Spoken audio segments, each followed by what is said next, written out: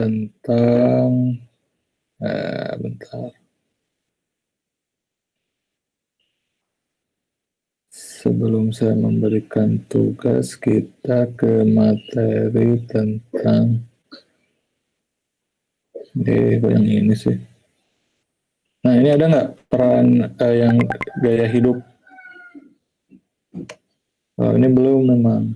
Ini adalah materi terakhir.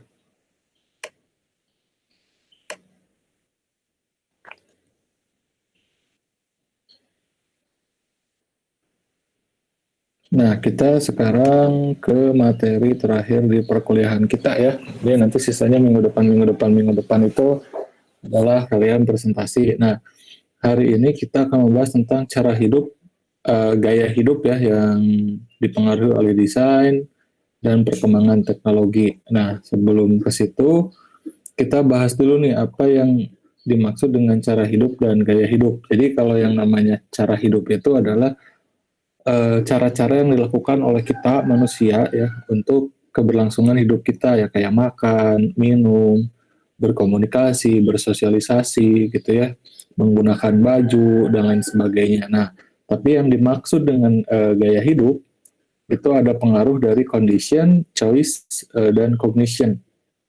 Gaya hidup itu lebih sebagai cara kita mengada di dunia. Gini, misalnya ya, contohnya kalau cara hidup itu kita lapar, makan, makan di warteg. Kan itu sudah memenuhi keberlangsungan hidup kita gitu ya. Nah, tapi kalau gaya hidup, kita lapar, makan, makannya di McD gitu. Makan di McD untuk apa? Untuk terlihat keren. Itu gaya hidup gitu. Tapi bedanya gitu. Jadi kalau cara hidupnya ya udah untuk memenuhi keberlangsungan hidup kita aja gitu. Tapi kalau gaya hidup selain memenuhi kebutuhan hidup, ada unsur dalam tanda petik gaya di dalamnya. Misalnya gini, Diandra misalnya ya, anak DKV butuh laptop gitu. Laptop untuk anak DKP yang seperti apa sih speknya gitu ya, yang begini. Tapi untuk terlihat gaya, Diandra malah memilih MacBook gitu. Padahal belum tentu si MacBook itu sesuai dengan kebutuhan Diandra untuk memenuhi cara hidup dia sebagai anak DKV. Karena gaya hidup itu lebih ke apa ya? Lebih ke kita menunjukkan kita berada di mana gitu loh. Jadi itu perbedaannya antara cara hidup dan gaya hidup. Kalau cara hidup mah makan ya lapar ya makan. Makannya di mana ya di warteg udah selesai. Tapi kalau gaya hidup lapar makan. Nah, makannya di mana? Di McD kah, di Pizza Hut kah, di Sushi Tei kah, di tempat-tempat yang dalam tanda petik mewah kah? Karena untuk terlihat keren. Misalnya si Haikal misalnya butuh kendaraan untuk memenuhi cara hidup dia yang membutuhkan kendaraan ini, ya udah aja pakai motor Beat gitu selesai. Tapi karena ingin terlihat gaya, dia memilih untuk membeli Vespa Matic gitu. Itu kan apa namanya gaya hidup gitu ya. Jadi itu perbedaannya ya, perbedaan antara cara hidup dan gaya hidup. Nah, jadi industri kita ini, industri kreatif ini dalam tanda petik ya pada mulanya itu memberikan solusi terhadap pemenuhan cara hidup, tapi akhirnya membantu kita ya untuk apa ya memenuhi cara hidup itu dengan sesuatu yang lebih memiliki nilai-nilai tertentu bagi kita gitu ya. Itulah apa namanya eh, kalau yang namanya gaya hidup itu lebih kepada bagaimana kita ada di tempat tertentu gitu, misalnya ya si Faisal wibu. Nah, yang namanya wibu kan secara busana ya, secara fashion itu mudah untuk dikenali gitu kan ya. Pakai apa headset warna warna biru, laptopnya biasanya ROG atau MSI gitu ya. Pakai pin. Nah, itu teh apa namanya? Itu teh gaya hidup, itu lebih ke gaya hidup gitu ya. Sebetulnya untuk menjadi wibu tidak usah sebegitunya gitu. Ya, wibu miskin kan nantinya belinya barang-barang KW. Sama aja gitu kan ya. Dan lain sebagainya itu. Nah, perkembangan industri kreatif ya ini berkembang pada awalnya itu ditemukannya plastik dan ini nih streamline ini ya. Nah, ketika ada ditemukan plastik, barang-barang yang tadinya susah untuk diproduksi dengan adanya plastik itu bisa diproduksi secara massal gitu. Misalnya barang yang tadinya itu hanya bisa diproduksi menggunakan kayu jati misalnya ternyata bisa direplikasi dan diproduksi menggunakan plastik. Dan ini implikasinya luar biasa terhadap peradaban umat manusia nih. Yang kayak mainan Lego ini, produk-produk rumahan gini ya.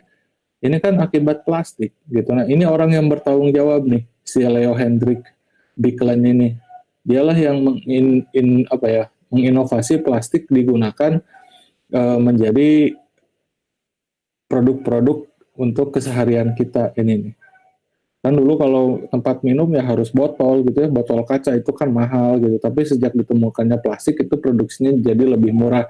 Ini berdampak terhadap nantinya produksi untuk memenuhi gaya hidup kita dan bagaimana nantinya desain itu bisa memiliki keleluasaan untuk mendesain produk-produk itu tanpa harus memikirkan biaya yang lebih mahal untuk memproduksinya gitu ya. Dan juga ini inovasi streamline ini memberikan semacam asupan estetika yang bagus terhadap produk-produk tertentu. Nah, streamline itu adalah ini bentuk-bentuk yang lekukan-lekukan itu loh. Dan itu sebelum abad 20 ya susah untuk direalisasikan, tapi ini berkat si Norman Ben Gates ya, inovasi streamline itu menjadi digunakan oleh semua orang. Streamline itu kayak gini nih, kayak handphone ada lekukannya tuh, kita streamline nih yang kayak gini, jadi nggak kotak, dan itu memberikan kesan estetik tertentu ya, dan merubah wajah produksi di dalam produk-produk seharian kita. Nah, kayak gini kan, ini tuh udah streamline semua gitu. Mobil-mobil ya menjadi streamline. Nah, yang namanya desain itu ya, jadi ada di antara tiga hal ini, ada di seni rupa, teknologi, dan keilmuan. Maksudnya gini, ketika memproduksi sesuatu ya, tetap harus ada jejak-jejak seni rupanya gitu. Selain memperhatikan faktor ergonomis, seorang desainer juga harus memperhatikan dimensi estetikanya dan juga menggunakan teknologi untuk bagaimana si produk itu atau si katakanlah karakter tertentu, desain tertentu itu bisa masuk dan diproduksi secara massal. Juga keilmuannya gitu. Ini kan sudah dijelasin ya di yang lalu-lalu.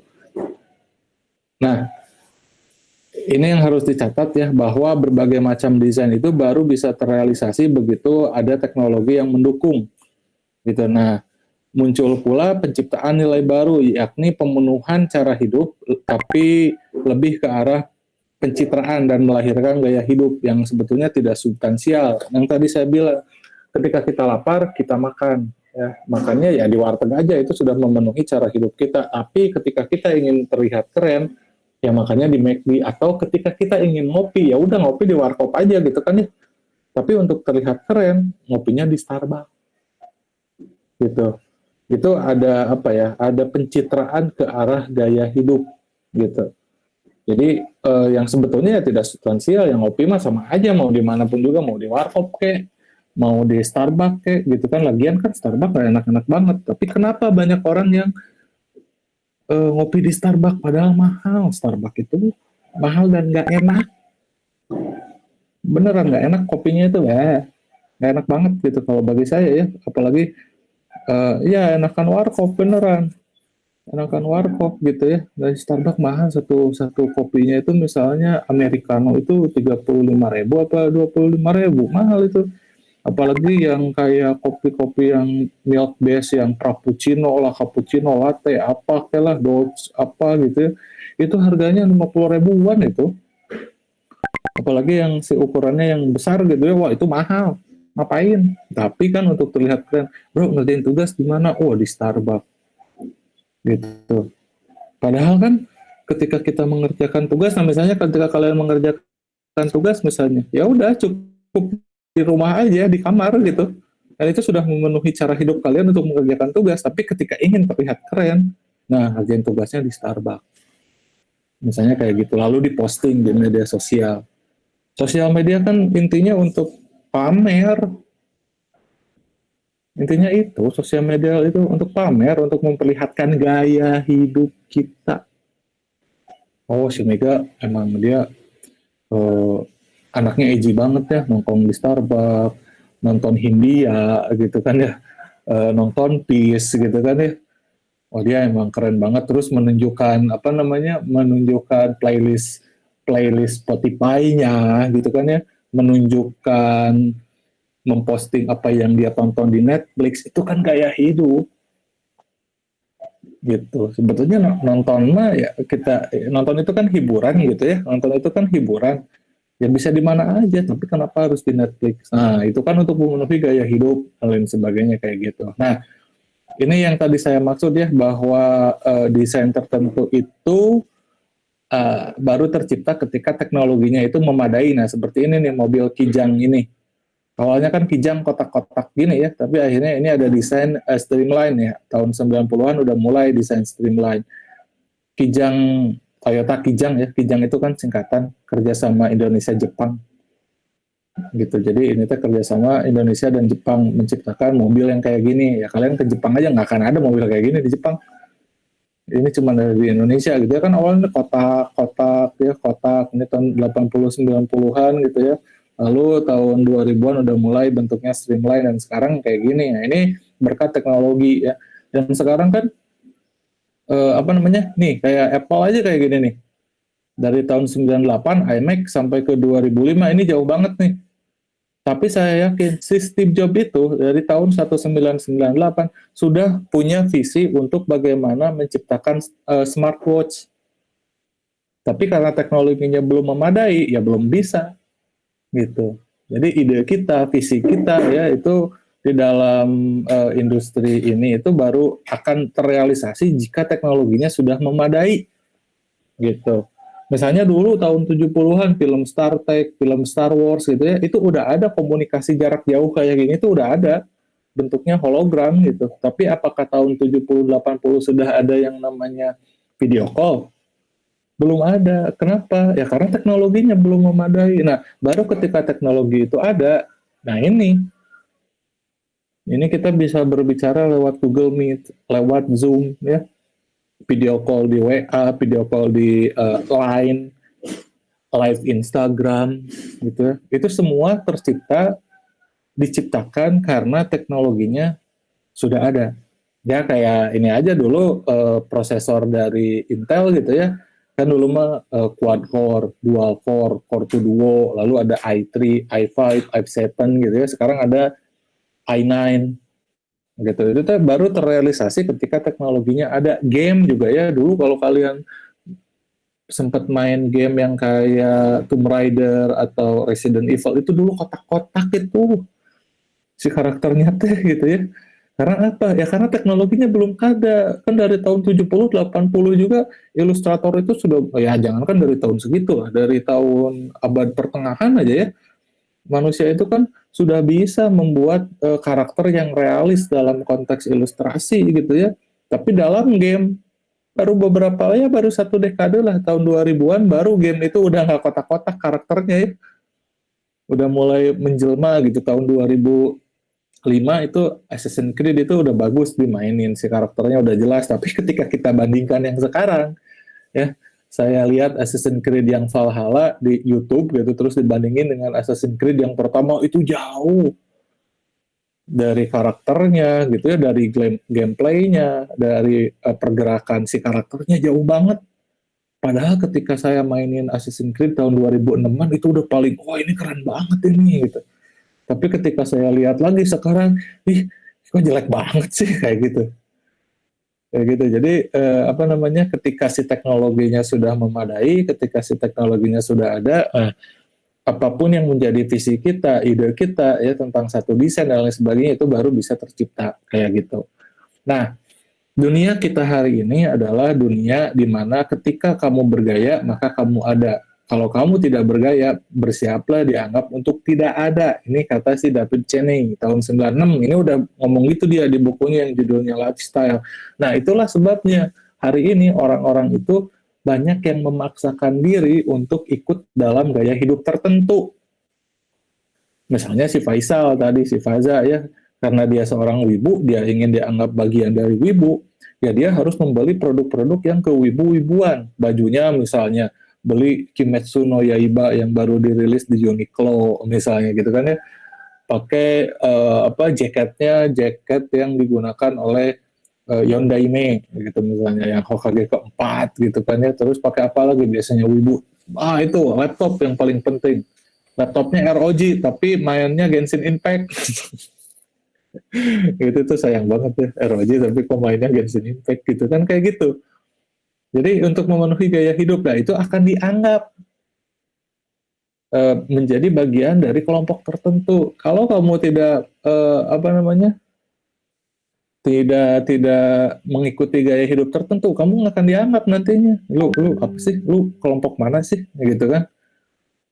Kan sekarang kalau misalnya tipikal anak-anak muda di kota-kota besar itu, anak-anak yang seumuran kalian ya, misalnya biasanya pakai motornya itu Vespa Matic misalnya, sepatunya itu sepatu yang kayak Nike, apa sih itu yang mahal itu, sepatu Nike itu gitu ya. Terus ngedengerin lagunya pun ya indie Indonesia yang kayak kayak gitu, itu baru masuk dalam golongan kami gitu. Kalau enggak ya enggak gitu, kayak kayak gitulah intinya Maya. Itu hari ini tuh, jadi kalau kita tidak bergaya maka kita dianggap tidak ada. Nah padahal gaya itu penampilan luar semata gitu, yang sebetulnya nggak penting. Nah hari ini tuh ya, manusia itu banyak membeli produk hanya untuk memenuhi gaya hidup.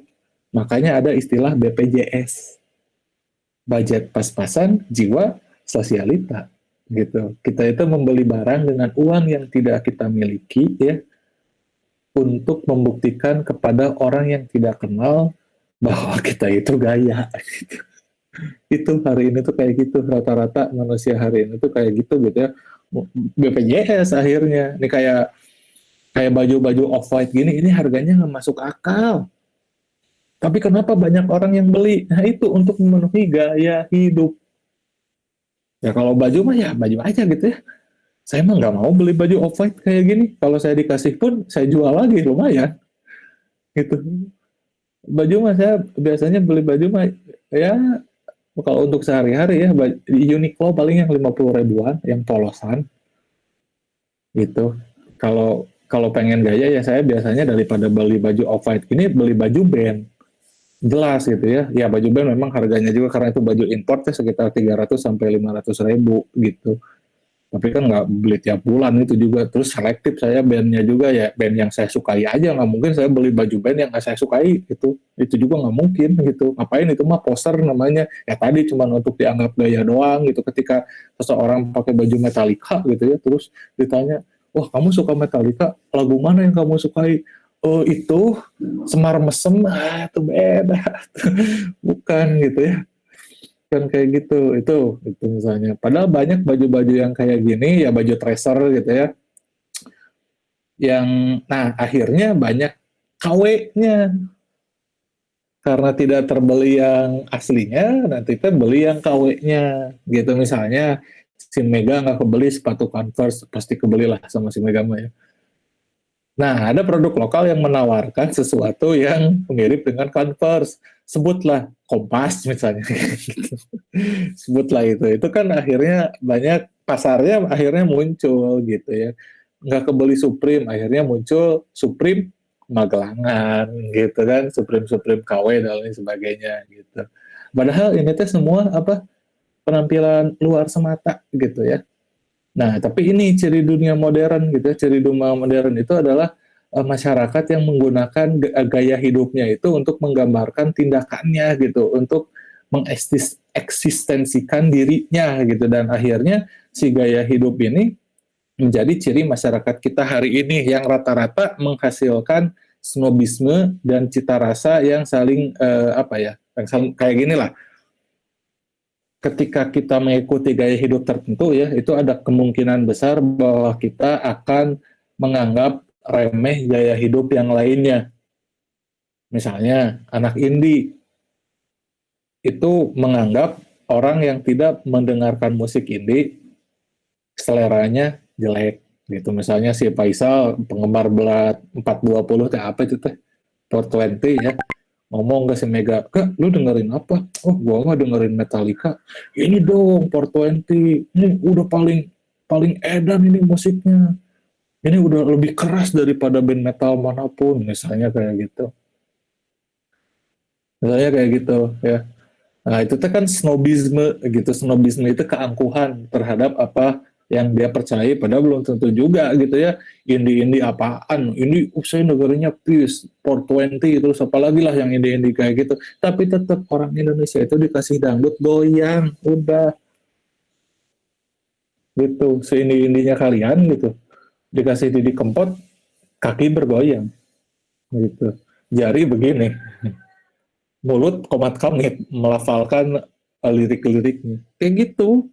Itu akhirnya ya itulah yang dimaksud dengan poser ya, dan snob itu ya itu merasa dirinya paling baik, merasa telinganya memiliki cita rasa yang lebih unggul daripada telinga teman-temannya kayak gitu. Nah, jadi dunia modern itu ya, kita itu berada di antara pusaran-pusaran kelompok yang memiliki gaya hidup tertentu. Nih si Fatan misalnya, Fatan karena bajunya Deus, berarti dia ada kemungkinan suka apa ngoprek motor gitu. Apa yang ngoprek motor itu istilahnya ini apa modifikasi motor.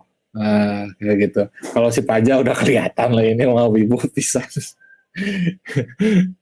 gitu ya. Audi kayaknya ini anak-anak futsal inilah. Anak-anak yang doyan futsal. Nah, si Naufal kemungkinan indie-indie kayak inilah, indie-indie kekinian lah ya. Kayak apa ya? Dengerinnya Rizky Febian lah ini. Gitu. Jadi apa namanya? Kita tuh ada di pusaran gaya-gaya hidup tertentu gitu. Apalagi yang ada di kota-kota besar ya, itu wah udah itu mah pastilah lu bisa teridentifikasi, apalagi nanti kalau kita ke kampus kita bisa melihat dari busana aja itu paling kelihatannya, oh si ini anak ini, oh si ini anak ini, oh si ini anak ini, itu bisa terlihat gitu. Nah, fenomena gaya hidup ini ya sebetulnya ini adalah hasil dari kapitalisme global dan globalisasi ekonomi ya, ditandai dengan banyaknya shopping mall, fashion industries gitu ya, wisata kuliner, kecantikan, hunian. Jadi sekolah aja ya, sekolah sebagai salah satu cara kita memberlangsungkan kehidupan kita ya, kan itu juga terpengaruh gaya hidup gitu. Banyak eh, orang itu yang menyekolahkan anaknya di sekolah internasional. Ada teman saya di Bandung deh, anaknya itu masuk TK di salah satu, ini lah saya sebutin aja namanya, Taruna Bakti ya, Tarbak, itu salah satu sekolah mahal di kota Bandung ya. Masuk TK-nya kalian tahu berapa? 46 juta. Masuknya aja 46 juta. Sebulannya, sebulannya mau tahu berapa? 3,5 juta. Sebulan. Itu TK. Itu TK. TK. Coba, jadi kalian jangan sombong kuliah di Telkom. Telkom mahal bro. Itu TK. Itu TK. Itu teh, Tarbakte ya masih murah katanya. Ada sekolah internasional yang di Dago, itu Sevilla namanya ya. Itu sekolah internasional, memang pertama masuknya mau tahu berapa? TK 250 juta. 250 juta. Sebulannya itu sekitar 7 sampai 8 juta sebulan. Sebulan itu kayak uang semesteran kalian ya gitu. Tapi yang sekolah di sana memang banyaknya bule, terus ya itu sultan-sultan yang ada di kota Bandung gitu. Jadi ketika Faisal, kamu sekolah TK dulu di mana? Di Tarbak. Wih, keren. Mega, kamu di mana? Ah, itu saya mah di TK di, di di TK pinggir rumah kan kayak gitu. Jadi ada gaya hidup yang berbeda. Nah, gaya hidup ini itu ya sampai ke pilihan kita kuliah gitu. Sal, lu kuliah di mana? Telkom. Wih, gaya, wih.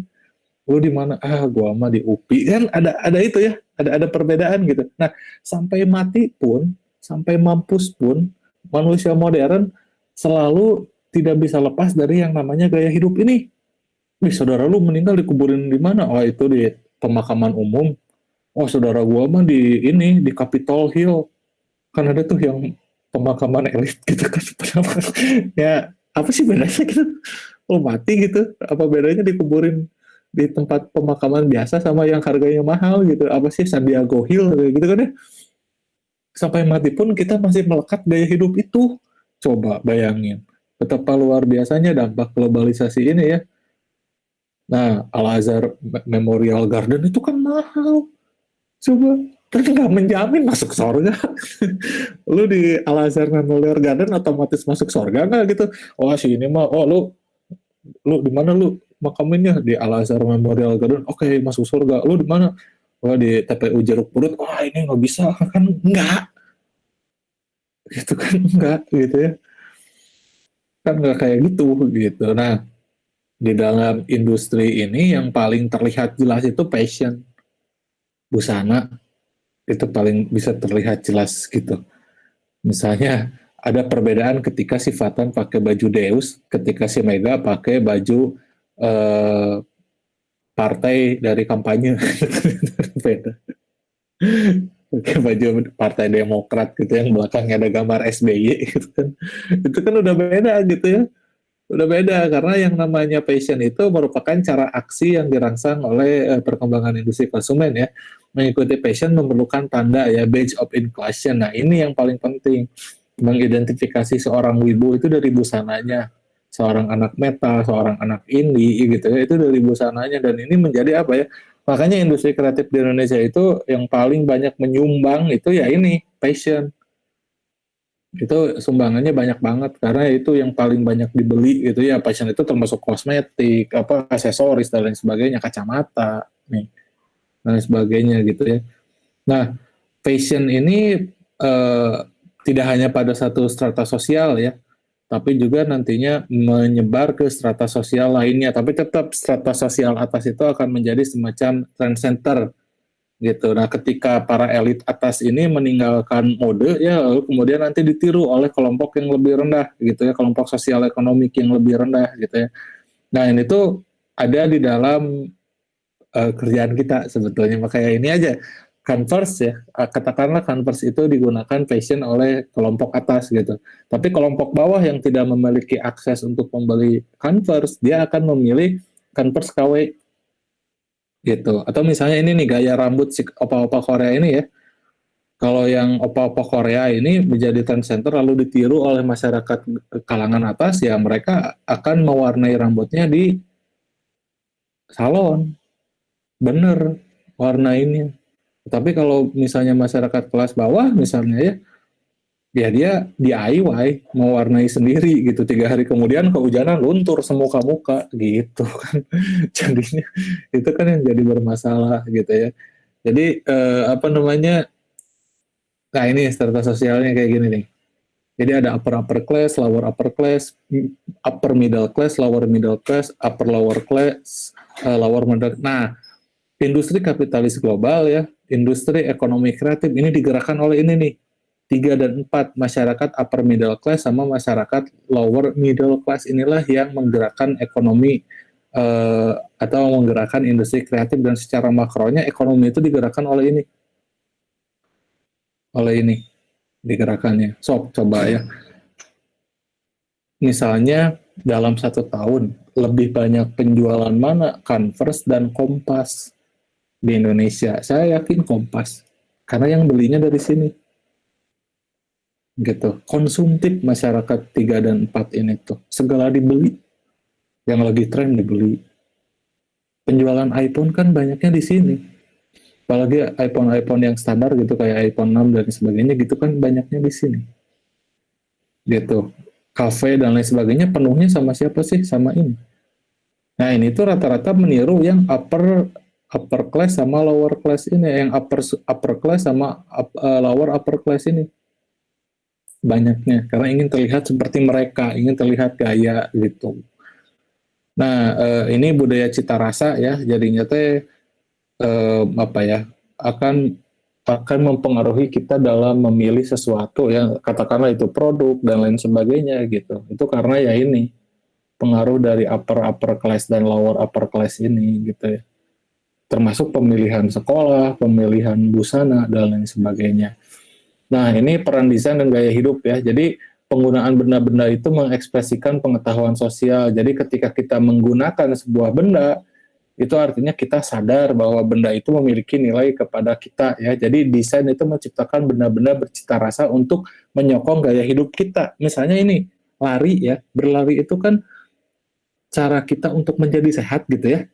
Tapi karena terpengaruh gaya hidup, oh lari itu nggak bisa cuma lari, sepatunya harus Nike. Bahkan di Bandung itu ada komunitas pelari ya yang mewajibkan anggotanya semua pakai Nike. Ada itu dan tidak boleh KW. Ada itu. Jadi misalnya Nike-nya pun ada speknya. Jadi minimal sepatu Nike-nya harus tipe ini. Kalau enggak dia nggak akan dianggap jadi anggota kelompok itu. Nggak bisa. Itu kan luar biasa gitu ya. Jadi ternyata kita teh lari itu tidak hanya lari doang gitu. Tapi ketika kita berlari itu, ya kita harus gaya juga. Itu saya akui lah. Saya juga memang kayak gitu. Apalagi kalau lari hari Sabtu keliling kota Bandung ya. Ya masa itu kan nanti dilihat banyak orang. Masa nggak gaya gitu. Lari itu cara saya untuk memenuhi kesehatan, tapi selain itu untuk memenuhi gaya hidup juga kayak gini nih. Karena saya larinya long run dan city run gitu, saya nggak bisa pakai sepatu biasa gitu. Sepatunya harus khusus karena ketika saya mulai berlari dulu ya, saya pakai sepatu yang biasa, bukan sepatu running, cedera. Dengkul saya kena yang namanya ITBS, iliotibial syndrome apalah kayak gitu. Itu tuh sangat bahaya. Itu bisa-bisa urat di dengkul saya bisa-bisa putus itu. Ternyata masalahnya sepatu. Gitu dan ternyata ketika kita berlari jarak jauh ya, sepatunya harus khusus. Nah, saya mah itu mah untuk memenuhi cara hidup gitu kan ya. Tapi kenapa saya memilih Nike? Nah, itu ada pembunuhan gaya hidup juga. Nah, gitu ya. Ya masa saya pakai sepatu butterfly gitu atau pakai sepatu kompas lari jarak jauh, nggak mungkin, itu sakit itu. Kalau ada yang lari jarak jauh gitu ya, lari jarak jauh itu lebih dari 6 kilo 4 kilo itu tuh udah jauh gitu, itu memang harus khusus, nggak bisa nggak ya kayak kalian lah anak DKV misalnya ya. Si Faisal misalnya butuh laptop untuk desain di semester awal, kamu dipilihkan kepada dua pilihan, MSI atau MacBook gitu. Nah kan kalau untuk memenuhi gaya hidup mah ya saya mau MacBook aja Pak, nggak sesuai. Tapi kan MacBook Pro, nggak gini perhitungannya. Oke Fasa, kamu beli MacBook Pro, kamu siap nggak tiap bulannya harus berlangganan produk-produk Adobe, Adobe Premiere, Adobe Illustrator, dan itu harus bayar. Nggak rasional itu untuk anak semester 1, kecuali kalau udah kerja. Tapi kan ada bajakannya, nggak bisa, nggak optimal. Jadi mending MSI, mending Windows. Kalau Windows kan bajakannya banyak. Kayak gini aja ya, MacBook Air tahun 2020 itu speknya gila rendah banget. Itu i3. i3 si grafik cardnya Iris bawaannya gitu ya. Rendah banget itu. Tapi harganya 15 juta kan itu gila. Mending beli MSI Moderna misalnya. MSI Moderna itu ya untuk anak semester 1 udah cocok lah. Itu udah i7, grafik cardnya Nvidia seri MX, 1 terabyte SSD, gitu, 14 inch, untuk anak desain semester 1, mantap itu. Ya mending rakit PC ya sih, tapi kan PC nggak bisa dibawa kemana-mana, gitu, karena ada nanti mata kuliah studio yang harus di kelas ngerjainnya. Masa iya, Pak, saya pulang dulu Pak, ngapain? Ya ini ngerjain kan saya punya PC di rumah, kan gimana tuh? Mau dibawa-bawa PC-nya gitu kan nggak mungkin juga. Tapi anak-anak DKV udah pada cerdas lah. Rata-rata anak-anak semester bawah itu minta sama orang tuanya ROG sekalian. Jadi kan kepakainya lama. Kan saya apa mau ke animasi, jadi saya dari sekarang udah pakai ROG karena ini rendering bla bla bla bla bla bla bla. Oh ya udah. Biasanya kalau yang pakai MacBook itu yang anak-anak udah semester atas, terus dia juga kerjanya graphic design gitu ya. Tapi kalau kayak anak animasi, anak film, anak game gitu ya, itu rata-rata pakainya ROG sama MSI. Karena itu untuk ngerender. Bahkan anak-anak yang pakai MacBook itu biasanya ikut render di temennya yang pakai ROG. Karena nggak kuat MacBook mah. cuman gaya doang, tapi ya ini lucunya gaya hidup itu ya. Sok Faisal, kamu misalnya ke kafe nugas, terus kamu buka laptop ROG. Nah, terus di kemudian hari kamu nugas bawa laptopnya MacBook. Kamu lebih pede yang mana? MacBook Pak, kalau ROG nyala-nyala Pak. Itu kan ya. Kalau ROG kan nyala-nyala gitu ini. Oh, apa ini mau dangdutan atau apa gitu kan. Atau presentasi depan klien gitu kan lebih pede MacBook ya. Terus ke klien gitu bawa ROG, buset. Jadi begini bapak-bapak, kita mabar dulu. Ya nggak mungkin kayak gitu. Ini mau presentasi tapi diajak mabar gitu kan. Ya ada itulah ya. Nah, jadi kesimpulannya ya, jadi benda-benda yang kita nikmati hari ini, benda-benda yang kita, iya itu nggak bisa terlepas dari gaya hidup, gitu. Cara hidup kita tuh akhirnya sekarang itu, ya bagaimana kita memenuhi gaya hidup kita, gitu. Sekarang tuh gitu, nggak bisa kita tuh membeli produk yang cuman, kenapa lo beli itu? Ya ini kan gua kerjaannya ini, nggak mungkin. Ketika kita memutuskan merek tertentu, kayak misalnya si Nabila nih, Nabila kan berkerudung ya kamu ya, kerudung itu banyak loh yang harganya 30.000, 50.000 gitu ya. Tapi untuk memenuhi gaya hidup, kerudungnya ada yang sampai 300.000, 500.000 gitu. Kan nantinya, wih, Tina Nabila kerudungnya dinai misalnya. Kan gitu. Kan gitu ya. Bahkan sampai ke kita beribadah pun, itu kita masih melekatkan gaya hidup. Gitu. Ikut pengajian pun itu tuh udah menjadi gaya hidup. Wih, dia mah gaya, pengajiannya di Ustadz A. Kan udah sampai saat, udah, oh gila ini memang gila ini. Ngaji aja gitu ya udah ke gaya hidup gitu.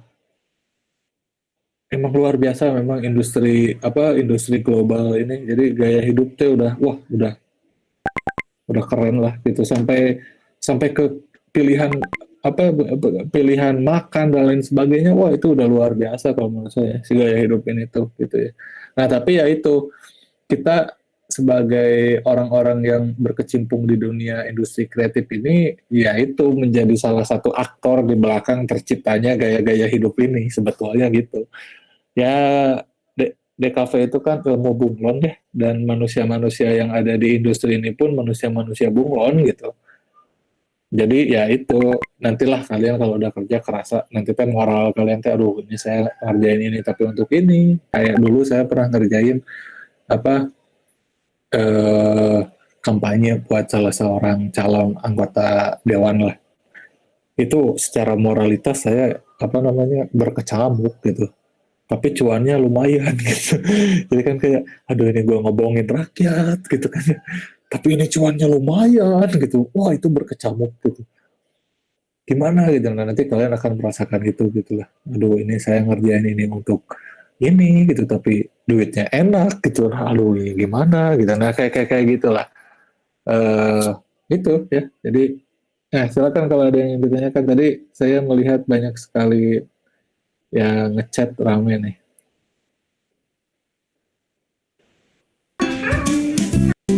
Satu-satunya Kata diffuser Gabriela, bergaransi seumur wearing hidup. branded and cheap Essential clothes Oil doesn't terlengkap mean di you are poor. Indonesia. Remember you have a family to treat and a community to impress. Nah ya itu benar banget ya. Harus ngasih makan keluarga, bukan cuma ngasih makan orang-orang yang gak kamu kenal gitu. Terus ntar dibilang poser kalau ikut tren doang. Ya iya pastilah. Pasti dede-dedenya punya mobil Mercy kalau masuk TK, oh jelas. Mobil Mercy yang 1 kilonya itu 2 liter itu bensinnya ya. Pasti bindernya warna-warni. Al-Azhar membawa dan kuburannya ada tempat nongkrongnya apa? Iya emang. Ada tempat berkumpul. Buat makan-makan. Feasting with the dead. Mungkin di sana dapat fasilitas lebih ya. Mungkin aja pakai iWatch buat nelpon orang tua. Bukan IMO. Nah IMO itu kan itu. Yang nggak kebeli iWatch, belinya IMO. Tapi kan nanti ketika dede-dede yang pakai IMO ini berkumpul dengan dede-dede yang pakai iWatch kan, ih Nabila, kamu itu jam tangannya apa? Aku IMO, ih jangan ditemenin, wah gitu nantinya. Nabila, kalau kamu mau masuk ke geng kita pakai iWatch ya. Nah, sampai kayak gitu loh, sampai kayak gitu. Ada teman saya itu guru ya, guru SMP ya di salah satu sekolah elit di kota Bandung lah ya, dia tuh paling males kalau udah masuk terus udah liburan masuk, karena nanti ditanya sama si anak-anaknya teh, bapak kemarin liburan kemana?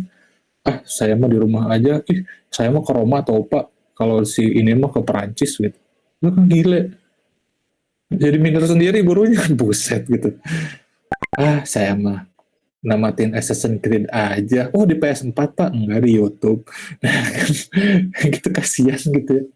Jadi ada hal-hal seperti itu gitu. Meninggal gara-gara valid, oke, mending Black Label, oke, mending rakit PC ya.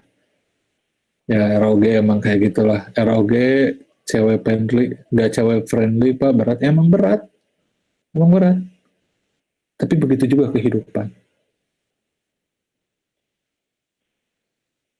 Blacklistnya mengundang orang, emang blacklistnya emang, tapi ada MSI kemarin saya lihat Moderna sama seri Prestige ya, itu lebih lebih friendly lah. Blacklistnya itu nggak warna-warni, saya juga nggak tahu, heran kenapa sih kalau laptop gaming kayak ROG gitu harus warna-warni, kenapa sih? Apa mereka mensupport sorry LGBTQ gitu, apa gimana sih? Kenapa sih harus warna-warni kayak gitu? Nggak paham saya juga. Udah kayak 17-an aja warna-warni gitu kan. Bener kalau saya kalau misalnya dikasih ROG saya jual lagi beneran. Karena nggak enak gitu, secara estetik nggak enak gitu kan ya.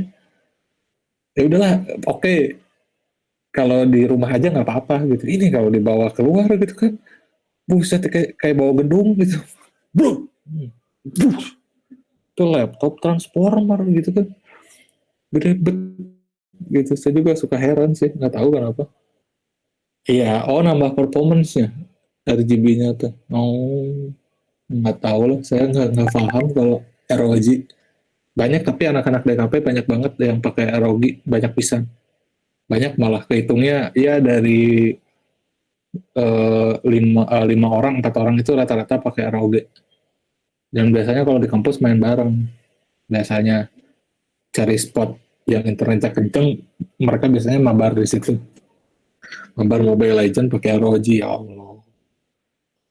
Itu saya kira mabar apa gitu, pas dilihat ya elah Mobile Legend pakai ROG gitu. Kayak gitulah. Kalau yang cewek banyak pakai ROG pak, enggak. Kalau cewek banyaknya pakai ROK, haha.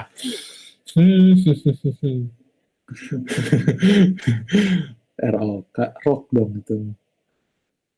Gitu guys. Sok ada yang mau nanya silakan.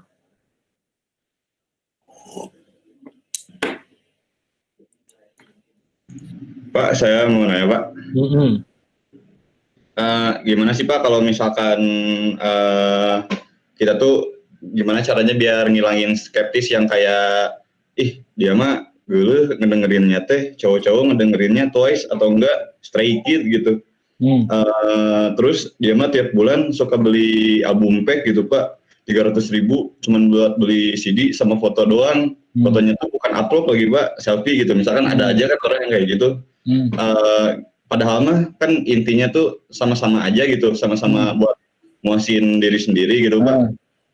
Gimana tuh Pak cara ngilangin pandangan kayak gitu Pak? Nak Mega, jangan sirik sama orang. Sirik itu berawal dari iri dan dengki. Kalau saya mah Pak, pas saya ya misalkan beli kaos band gitu Pak, sama-sama aja gitu intinya. Ya udah, panangnya gitu aja, ya udahlah, mereka punya kesenangan sendiri, kita punya kesenangan sendiri. Iya, jadi kayak gini.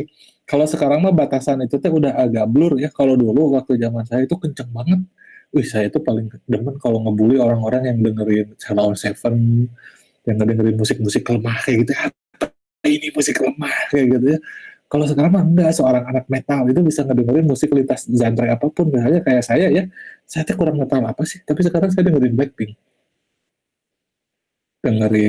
Blackpink karena saya lagi meneliti, itu alasan aja sih biar ada legitimasi gitu, ketika lu kan dengerin Blackpink kan lagi meneliti, itu alasan aja sebetulnya legitimasi gitu ya.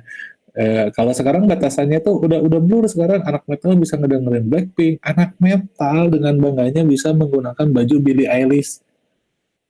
Dulu mah itu dibully udah, teman saya aja anak metal pakai baju Justin Bieber, ya Allah itu udah penghinaan terhadap komunitas kami gitu. Tapi ya dia emang kenapa gue mah suka, masalah buat lo. Nah sekarang mah udah bisa kayak gitu gitu. Jadi sekarang mah ya kita anggapnya aja udah bagian dari dunia kita hari ini aja gitu, ya nggak masalah gitu akhirnya tuh. Ya udah dia punya kesenangan sendiri, kita punya kesenangan sendiri gitu. Stereotip anak metal tuh outfitnya full item, ya iyalah, baju band sih yang lebih mudah teridentifikasi, baju band gitu. Jangankan dulu ya, saya tuh dulu jangankan ke anak-anak yang dengerin Salah on Seven atau band-band kayak gitu, ke anak-anak yang dengerin misalnya Bring Me The Horizon aja saya bully, yang apa yang ini pak metal misalnya apa ya, apa sih itu, Bright Villain lah, yang band-band metal kayak gitu lah, itu bukan metal emang saya bilang kayak gitu. Karena banyak yang dengan bangonya ini metal, bukan dek, itu bukan metal adek, bukan.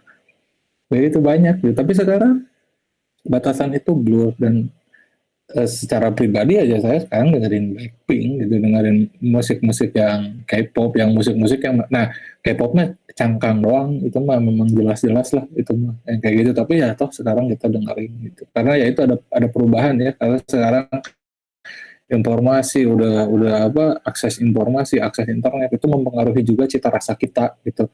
Lihat aja playlist Spotify saya, wah udah kemana-mana itu. Cuman memang saya tidak sering mendengarkan musik-musik Indonesia gitu, karena saya nggak terlalu suka. Kalau paling Indonesia yang saya dengerin Cupu Mani, Burger Kill, ya band-band undergroundnya aja paling. Kalau yang kayak si Rizky Febian, terus yang gitu-gitu mah enggak lah. Kayak siapa, Anya Geraldine nyanyi nggak sih? Enggak ya? Siapa itu teh, Marion Juni Jola, enggak lah itu mah. Yang gitu-gitu. Yang musik Indonesia pokoknya saya jarang dengerin lah. Daripada musik Indonesia nggak tahu, nggak suka aja, nggak terlalu suka ya, apalagi yang mainstreamnya itu nggak terlalu suka lah saya kalau yang mainstream gitu. Mending dengerin K-pop sekalian gitu. Dangdut ya, dangdut apa ya, nggak intens juga ngedengerin dangdut gitu ya, yang populer dangdut mah yang buat nanti kita bisa bersosialisasi gitu. Karena kalau kita misalnya nanti nggak connect gitu, orang lain lagi apa ngomongin semar mesem, kita nggak tahu. Nah yang kayak ini tarik sis gitu ya, saya tahu karena itu kan populer di media sosial, tapi apakah saya mendengarkan itu dengan hikmat gitu, sambil ngerjain kerjaan dengerin tarik sis semongko, atau mau beres-beres lagi ngetik tarik sis semongko, lagi ngetik tarik sis semongko kan, nggak akan beres-beres kerjaannya kayak gitu ya guys. Ini sekarang 07.59 ya, saya akan memberikan tugas nih, tapi saya kira kita break dulu ya, supaya refresh dulu otaknya nih, karena nanti tugasnya akan agak ribet ya. Jadi nanti kita balik lagi 8.30 ya, saya mau ke air dulu dan lain sebagainya. Tetap aja di sini, nanti saya call back 8.30 ya. Oke, nanti kita ketemu lagi.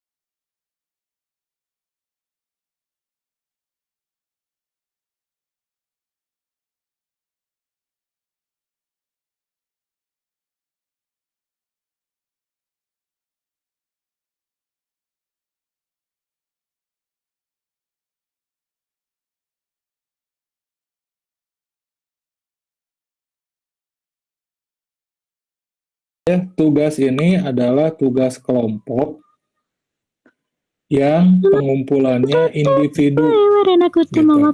Jadi nanti presentasinya per kelompok, tapi nanti dikumpulkan di LMS-nya itu adalah per individu gitu ya. Jadi nanti yang dikumpulkannya itu adalah materi presentasi kelompok dan analisis individu. Nanti saya jelaskan. Intinya mah itu, ini tugas kelompok yang dikumpulkan individu gitu ya. Nah, saya share screen dulu. Mana sih ini teh susah.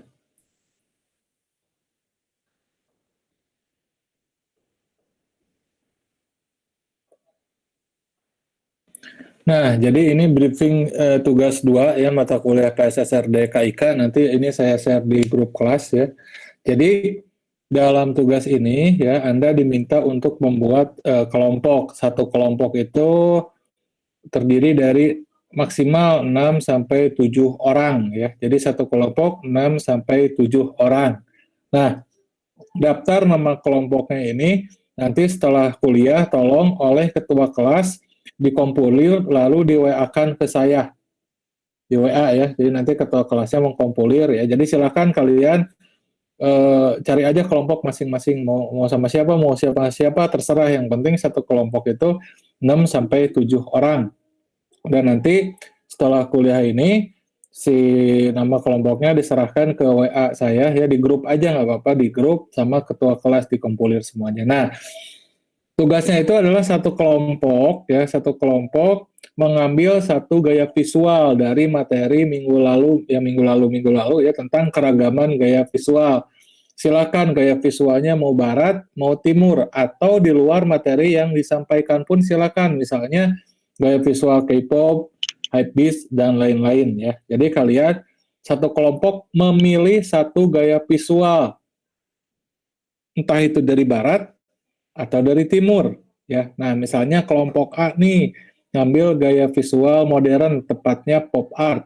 Kelompok B ngambil gaya visual modern, misalnya Bauhaus. Kelompok C mengambil gaya visual Jepang. Nah, visual Jepang ini tepatnya apa? Silakan cari dan seterusnya ya. Setiap kelompok harus berbeda dalam memilih gaya visual. Oke, sama barat, tapi baratnya yang satu pop art, yang satu Bauhaus, yang satu distilled misalnya ya, nggak apa-apa. Barat mau medieval, mau renaissance, atau mau postmodern, yang penting beda, jangan sampai sama. Timur juga, timur bisa India, bisa Cina, bisa Jepang, bisa Korea ya, terserah gitu ya. Yang penting per kelompok tidak boleh sama. Misalnya kelompok A pop art, kelompok B pop art, jangan. Nah, setelah gaya visual ini diputuskan oleh kelompok, maka masing-masing dari anggota kelompok itu mencari karya-karya DKV di industri kreatif Indonesia yang dipengaruhi oleh gaya visual tersebut. Jadi masing-masing individu dalam kelompok itu mencari ya karya-karya DKV di industri kreatif yang ada di Indonesia itu dipengaruhi oleh gaya visual tersebut. Misalnya logo yang dipengaruhi oleh gaya pop art, poster yang dipengaruhi oleh gaya visual Jepang, karakter dalam game dan animasi yang dipengaruhi oleh gaya Mesir, dan seterusnya. Jadi dalam satu kelompok ada 6 orang. Setiap orang itu wajib mencari satu karya DKV yang dipengaruhi oleh gaya visual yang ada di kelompoknya itu. Nah, gaya visual yang ada di kelompoknya itu yang ada di Indonesia ya, tidak boleh yang di luar, yang ada di industri kreatif di Indonesia. Misalnya produk sepatu Kompas, oh logonya ternyata terpengaruh pop art. Nah, itu nanti yang dijelaskan gitu. Oh, game A misalnya karakternya terpengaruh anime nih, saya mau ini aja, nah kayak gitu misalnya ya. Nah, ini adalah presentasi kelompoknya nanti ya, jadi dipresentasikan secara berkelompok. Nah, ini apa aja yang harus ada di presentasi kelompok nih, ada identitas kelompok, pendahuluan, sejarah, filosofi, karyanya ya. Ini saya share dulu si formatnya, ini nanti formatnya sudah ada ya, jadi nanti kalian tinggal mengisi aja. Bentar.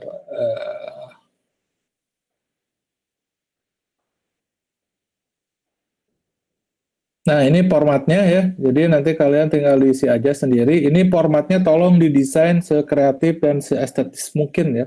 Jadi ini tinggal di kalian desain ulang lah. Kalau isinya ini harus ada ya. Yang pertama adalah cover. Tugas 2 mata kuliah PSSRD KIK. Judulnya sesuaikan. Misalnya kalau di sini kan gaya visual modern, pop art dalam karya-karya DKP di industri kreatif di Indonesia.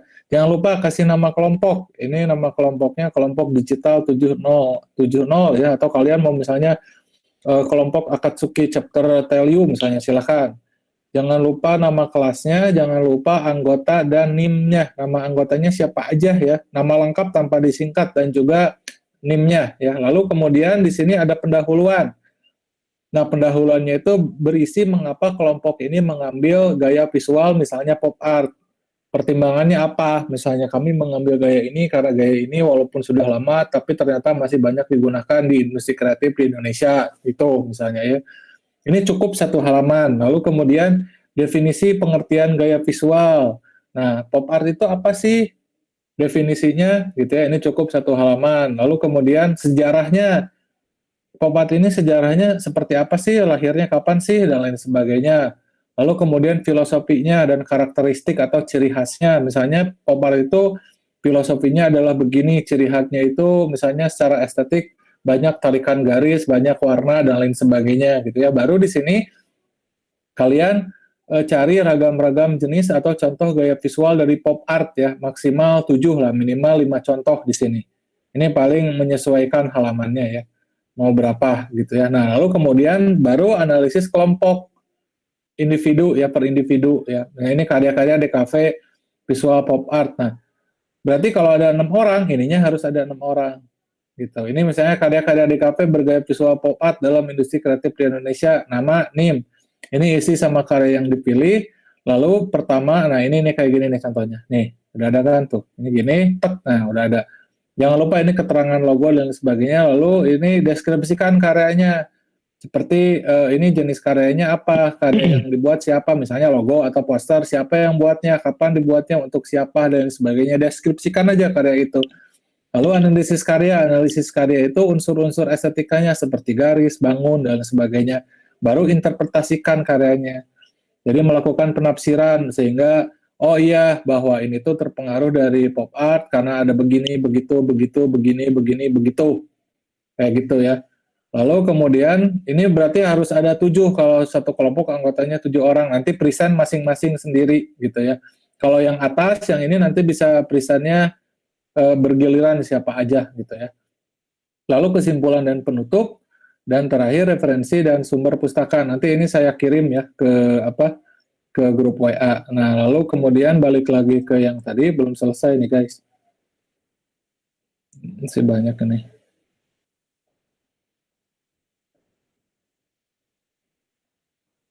Nah, itu ya, itu untuk presentasi kelompok. Nah, tugas yang dikumpulkan di LMS itu adalah dalam tanda petik paper ya, yang dikumpulkan itu adalah kalian membuat digital scrapbook.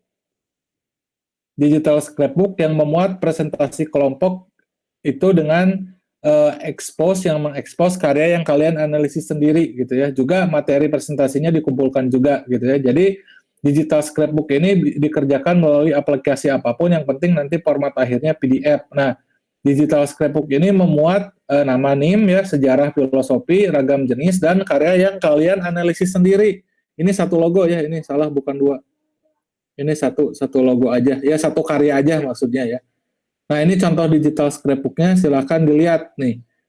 Kalau ini presentasi, pengumpulan, dan format tugas yang dikumpulkan. Presentasi itu dilakukan oleh kelompok, semuanya wajib presentasi. Bila ada kelompok atau anggotanya yang nggak keburu presentasi, nanti bisa melampirkan video presentasinya sendiri ya. Terus jadwal presentasi akan langsung dilakukan minggu depan, nanti saya yang milih siapa. Jadi siapapun bisa duluan. Nah, jadi yang dikumpulkan itu adalah digital scrapbook, yang ini, yang analisis kalian sendiri, lalu presentasi kelompoknya pun dikumpulkan ya, dan video presentasi bagi yang nggak keburu, ini dikumpulkan di LMS pada pertemuan ke-14 ya, linknya nanti saya bukain. Nah, jadi format digital scrapbook, presentasi kelompok yang dikumpulkan ke LMS itu adalah PDF, size-nya tidak lebih dari 10 MB ya. Ya, ini penilaiannya scrapbook itu lebih penting ya, 70% ya, dan presentasi 30%. Itu nanti akan 100% nilainya. Jadi presentasi kelompok yang dikumpulkan, individu yang dikumpulkan itu scrapbook ya, lalu presentasi kelompok dan video kalau yang nggak sempat presentasi. Tapi saya kira semuanya pasti akan presentasi kok, keburu ini 3 SKS lama juga gitu ya. Semuanya pasti kebagian presentasi. Kalau yang nggak presentasi ya video, tapi saya yakin ini semuanya bisa presentasi lah ya. Jadi ini di scrapbooknya silakan dilihat aja, gampang kok. Yang terpenting memuat yang kalian analisis gitu. Nah, silakan jika ada yang ingin ditanyakan dulu untuk tugasnya, saya sekalian kirim dulu ke grup. Oh,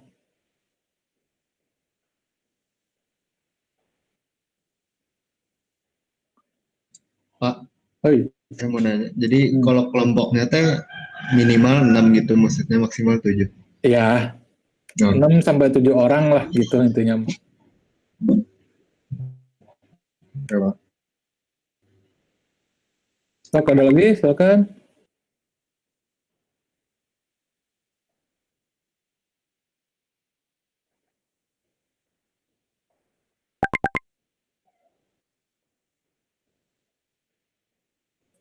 Ini karyanya bisa apapun ya, bisa logo, bisa poster, bisa karakter, pokoknya yang berhubungan dengan apa namanya desain lah. Dan yang ada di Indonesia ya, jangan yang di luar Indonesia, harus yang ada di Indonesia. Banyak kok, banyak banget. Ada yang terpengaruh Art Nouveau, wah banyak pisan sebetulnya kalau digali.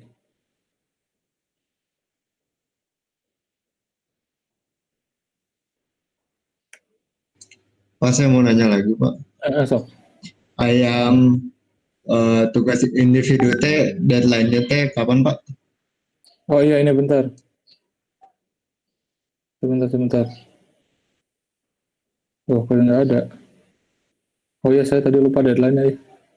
Itu ada di bagian bawah. Bentar. Mana sih?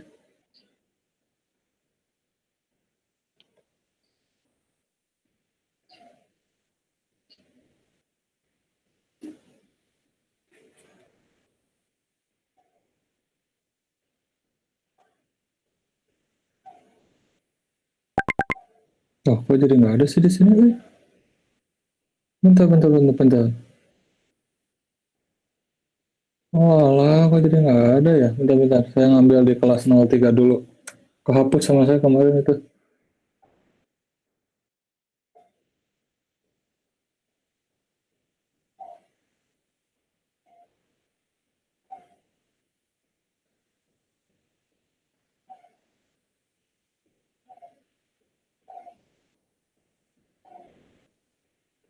Sorry. Saya edit dulu ya bentar. Ini kehapus kemarin.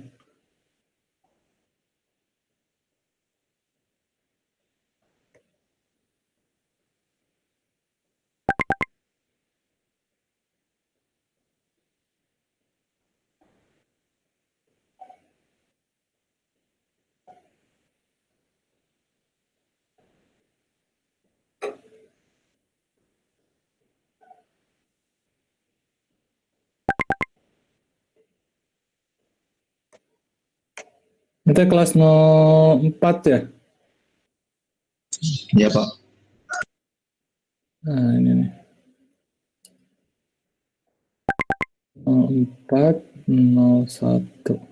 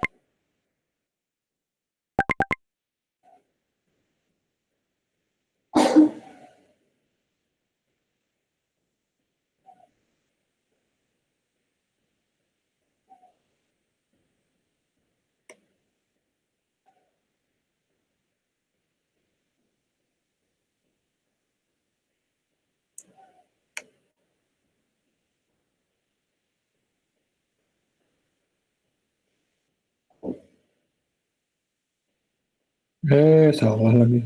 Saya ngirim ke kelas 03 lagi.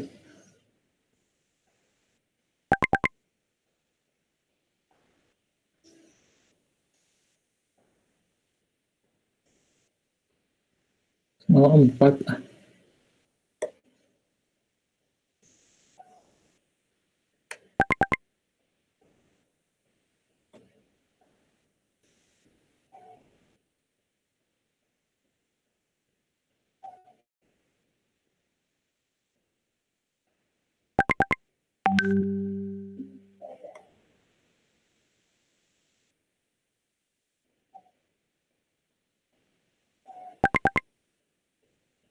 Aduh, lemot gini. Nah, ini kelas 04 itu dikumpulkannya 17 Desember ya. Deadline-nya 17 Desember. Ini yang scrapbook. Ini yang scrapbook, yang individu. Ini sama materi presentasinya gitu ya. Jadi itu yang dikumpulkannya tanggal 17 Desember mulai dari jam 9 sampai jam 3, terakhir jam 3 sore ya, 17 Desember kelas 04 dan 01. Sebetulnya sekarang pun udah saya buka sih aksesnya, jadi kalau mau mengumpulkan sebelum tanggal 17 nggak masalah gitu. Tapi deadline-nya tanggal 17. Ini udah saya kirim juga ke grup WA ya. Gitu. Jadi ini sudah ada nih ininya. Gitu. Oh, ada yang mau ditanya lagi? Silakan.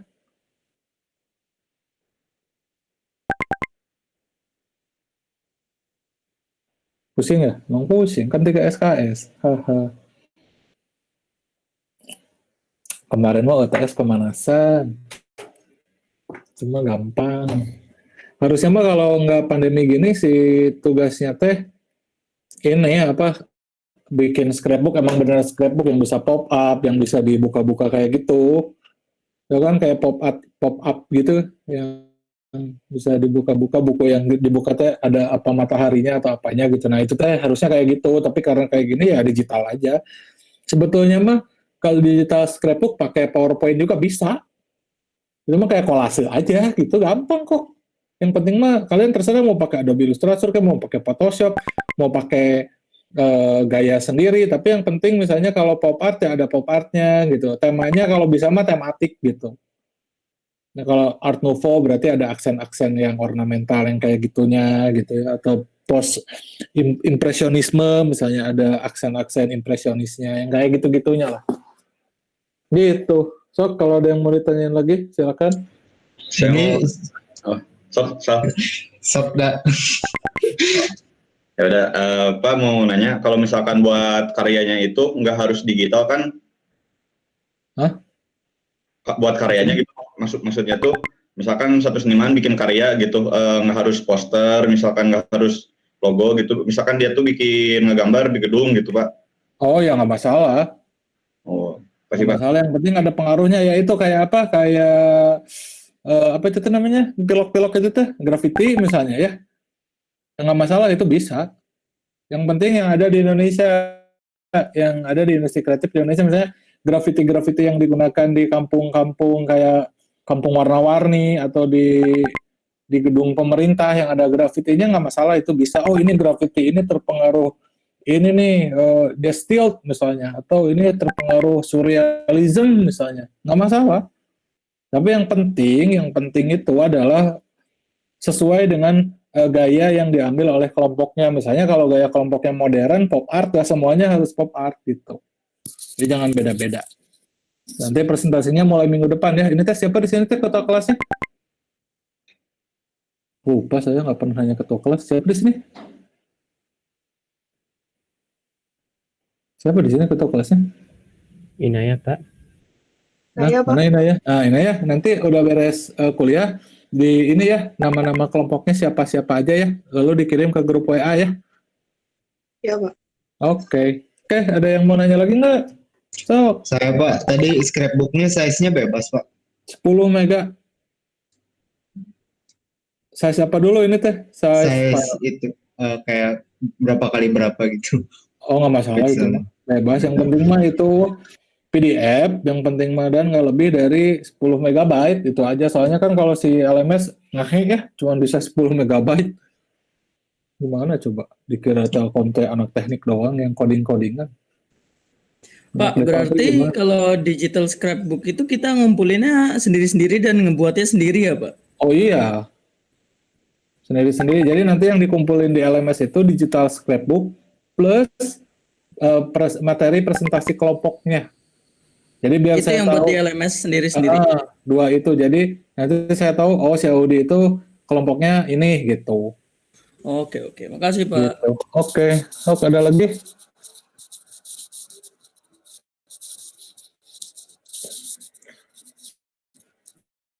Ini masih lama ya pengumpulan scrapbooknya.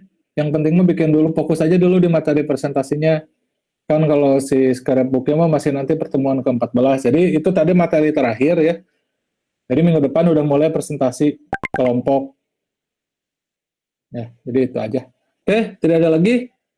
Kalau tidak ada, silakan kalian membuat kelompok dan jangan lupa nanti dikirim nama-nama kelompoknya ke saya ya. Gitu. Kita ketemu minggu depan, langsung presentasi siapapun bisa pertama, kelompok siapapun bisa pertama.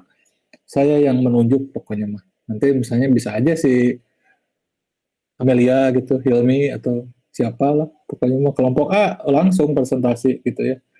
Oke, kalau tidak ada lagi kita ketemu minggu depan langsung presentasi, kerjakan tugasnya ya kelompok, saling bekerja sama, terus tetap jaga kesehatan baik fisik maupun mental. Semoga pandemi ini cepat berlalu ya agar kita bisa berkumpul di kampus.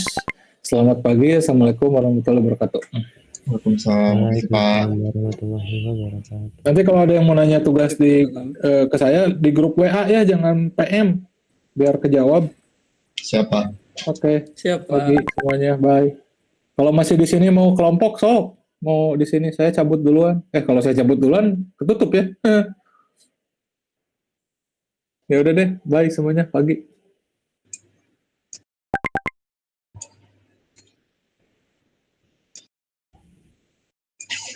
Masih ada, guys.